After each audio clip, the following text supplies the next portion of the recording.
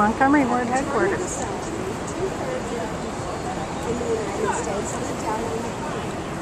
So they would get their Sears catalog and they would come to work catalog. There were competition. 300 artists put cows all over the city.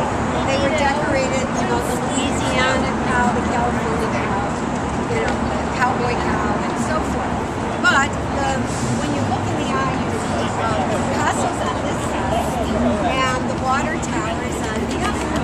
And at the time, I showed you the comment right later. At the time, that was done. The money for that was donated by Manny Ferguson. He was a lumberman. As rosettes and then signs of the zodiac and vines. And as you come down, they have this fish scale design, which is common in artwork that goes all the way back to antiquity. It was recently restored by the Botti Studio, B-O-T-T-I, a group in Evanston, and people get in line to have their work restored by them. It is now good for another 500 years. But in the little Cosmati door at the ceiling, you'll see the design. Over there it says CPL, that stands for Chicago Public Library. And in the other corners, there are designs that are publisher symbols from very early publishing companies. When you look in the corner, you'll see an elevator. When I was a girl, this room was full of a card cabinet. You came in, you looked up what you wanted. There was a long table, and no one was allowed to move around in the stacks in this building. So you would give them your order. Your order went up in a basket on the elevator, came down with your books in it. Some you could take home, and some were strictly reference books. So the interesting thing, and these are additional Tiffany light fixtures. It was, there are over 30,000 pieces of glass in the dome, and many of them were cut by the women's glass department at the Tiffany Company. They had women who were carving out this glass. It has recently been uncovered that a woman named Clara Driscoll, who was the head of that department, was actually the designer of some of Tiffany's lampshades, but of course never got credit because she was simply an employee in this company. And then this functioned as a library until the early 90s when the new library was opened at the south end of the Loop. And when they were vacating the building, they didn't want to, first of all, they needed more room, and secondly, computers were being held. And they wanted to bring as much light as Marshall Fields.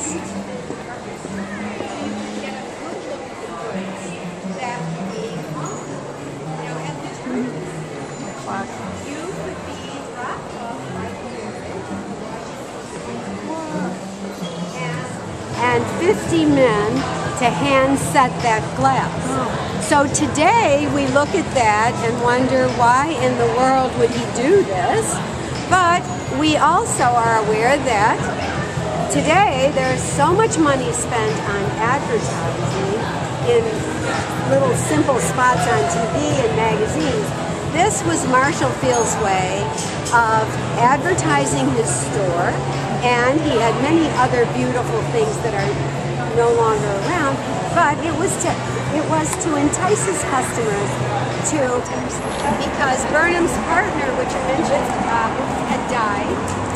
He did the base of the building in 1890. Then he died, and there was so much going on during the Columbian Exposition that they just let that go. And later, a man named Charles Atwood, marble, which is just cherries in French, this kind of crushed cherries. And then you see a lot of black and white marble. And the graded elevator is typical of the time because there wasn't, as I mentioned, any air conditioning. So they would have fans on the roof in hot weather that would suck the hot air up and out of the building. The minute they got air conditioning, they sealed everything off. They didn't want to lose any of that air in the lower portions of the building. But it's been beautifully restored. This building was in terrible decay. In the 70s, State Street took a real dive, and they had an architecture floor. And by now, because it answers its most foreign following function, people were really just barely getting used to all the ways of the rugs and everything upstairs picks up this peacock theme. Potter Palmer built his first hotel in 1871. It was only open about 6 weeks when the fire came, destroyed his office building, destroyed his hotel. So even though this building, the rest of this building, is all decorated in Art Deco. But in honor of Bertha Palmer, her sons decided they wanted the lobby done in French Empire style, somewhat like European drawing. The ceiling is done in, has 27 murals that were done in France and brought here and placed on the ceiling. The lower design, the relief, is typical of 15th century France. And then these columns are referred to as marching columns because they kind of march out at you. All of the sconces, and that is, it's like Verdi, it's called Verdi Green, but there's a name for it. It's a type of mark. And all of the sconces were done by Tiffany.